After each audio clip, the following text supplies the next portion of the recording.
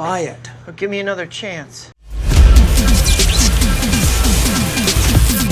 What if events had unfolded differently in the Spider-Man trilogy? What if Peter Parker became the pizza delivery guy and never became Spider-Man? In today's Odd What If timeline, we are going to be exploring what if Peter Parker never embraced his hero identity. Peter Parker was bitten by a genetically engineered spider while visiting Columbia University Genetics Laboratory on a school trip. While he gained enhanced powers and developed spider-like abilities, in this timeline, Peter never had the idea of using it against crime fighting. He thought that there were some deformities with his body and went for a checkup with the doctor. The doctor said that there was something strange going on with him, but nothing harmful in fact. Peter continued on being the school nerd and pizza delivery guy. He decided to use his powers to aid him with his job by swinging from block to block instead of battling the traffic jam. Peter delivered a pizza at a quicker pace. His employer was impressed and gave him a promotion. As Peter didn't embrace his spider-like abilities, he didn't feel the need to use his abilities to impress Mary Jane Watson. Peter didn't go for an underground wrestling tournament. This means that the robber did not kill Uncle Ben. Uncle Ben remained alive. Peter continued to live his life with Aunt May and Uncle Ben by his side. He still had a crush on MJ, however. Even though Peter didn't embrace his Spider-Man abilities, Norman Osborn experimented on himself with an unstable performing chemical, making him insane, and the Green Goblin was born. The Daily Bugle did not publish any news related to Spider-Man, as the web-slinger persona never existed. Norman went to terrorize Oscorp board of directors who wanted him out. Jonah would brand Norman as the Green Goblin. Peter was excelling at both work and at university. His employer even intended to make Peter as his partner of the shop. Harry was still dating MJ, and in this timeline, MJ didn't have any feelings for Peter, as she felt Peter was merely just Harry's friend. As MJ wasn't with Peter, Norman had no ill intentions towards Peter, but he continued to terrorize the city as the Green Goblin. Deranged from insanity, the Green Goblin was unstoppable. One night, the Green Goblin attacked the Queensboro Bridge. Peter at the time was doing one of his pizza deliveries. He hurled as he wanted to celebrate his new paycheck that he got from his job with Uncle Ben and Aunt May. As Norman held hostages, Peter wanted to just leave to the authorities to arrest the Goblin. He doesn't have any need to fight against the Green Goblin.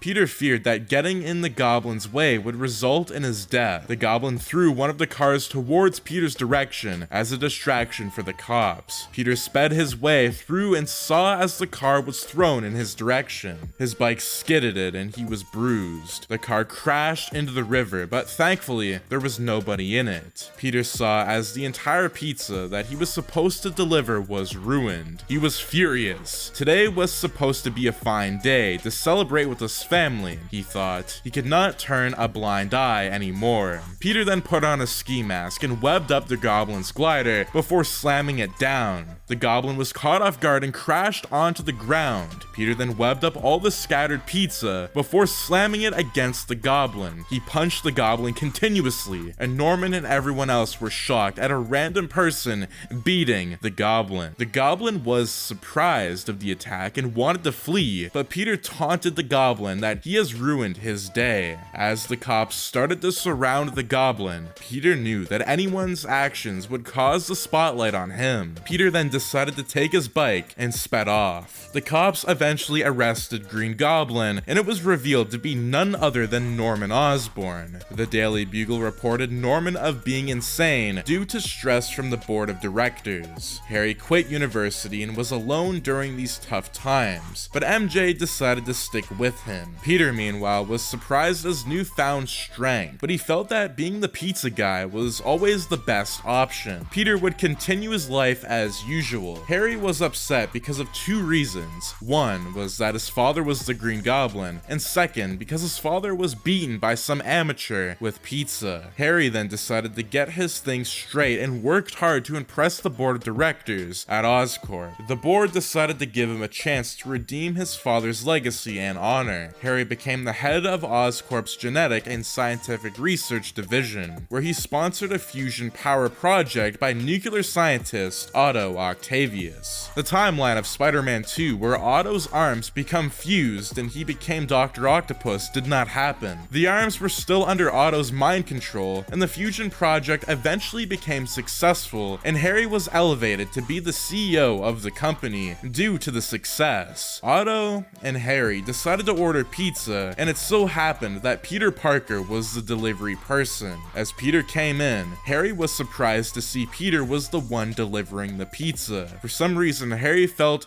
a resemblance and had a hunch that Peter was the man who defeated his father, but he decided to ignore it and told Peter to come with him. Harry then announced that he will be marrying Mary Jane, as he has already proposed to her. Due to the success of the energy fusion work, Harry said that there was no other better time than this. Peter was heartbroken as he never had the chance to tell Mary Jane how he felt. Harry then approached Peter after the party and asked if Peter was the man behind the ski mask who defeated his father. Peter said that it would be foolish to think that he had powers. Harry then dismissed the idea of Peter being the pizza hero guy, and Peter was also the photographer at the Daily Bugle, but wasn't a personal favorite of J. Jonah Jameson, as there was no Spider-Man in this timeline. Eddie Brock stole most of the spotlight as the main photographer, but he had no beef with Peter. Peter led a peaceful life with Uncle Ben and Aunt May. While he didn't have any love interest, he still had a crush on Mary Jane, although he knew that Harry would be marrying her soon. One day, as Peter was doing his pizza delivery duties, he saw a strange portal opening and someone calling for the name Peter Parker. In his goofy pizza delivery attire, Parker walked through the portal, much to the surprise of MJ and Ned, and a Spider-Man from other timelines. Andrew Garfield's Spider-Man. Peter obviously wasn't aware of the character Spider-Man and was in a surprise. Ned said that he might have summoned the wrong Peter Parker.